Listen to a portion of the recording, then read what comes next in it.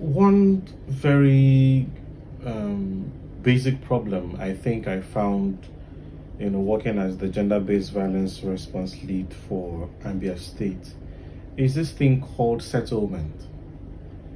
So a man rapes a child or a girl, and they come to report the case to me.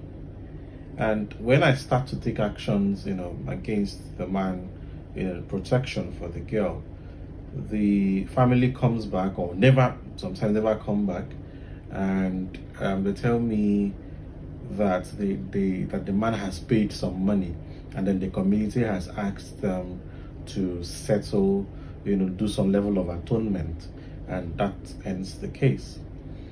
I'm not disqualifying the community judgment system, but I think in cases where there is some level of defilement or rape, it does not stop.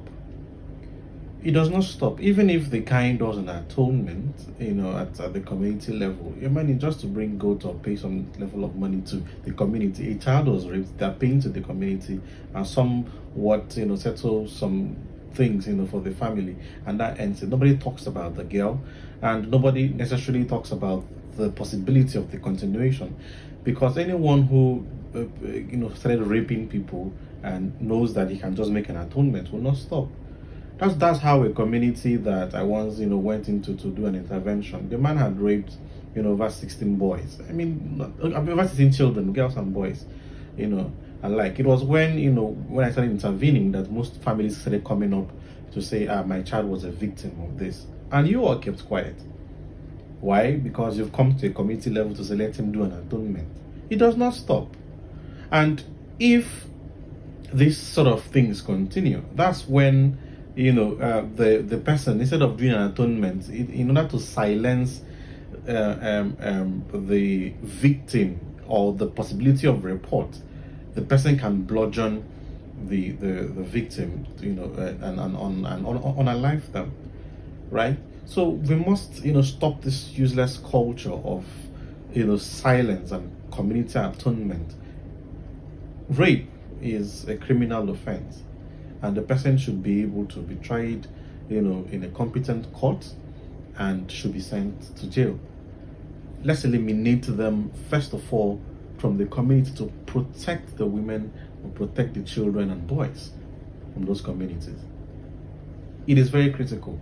And secondly, when you settle, I mean the man pays, you have never necessarily talked about the mental health of the girl or the child who was molested or raped.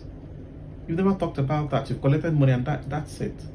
And these children grow up with real damaged mental health because of what they've gone through and nobody talked about. So they become so withdrawn and evil somehow.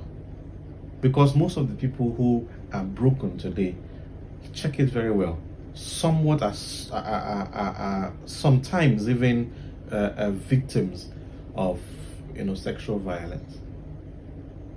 Let's start taking action today. When somebody rapes someone, take them to prison. They should face the law. There's something called community atonement. We should look at the law. Let's whisk them away, and there should be a public community accountability system that ensures they don't come back to the close communities. Forgiveness can happen, but they should pay for their crimes. That's very critical.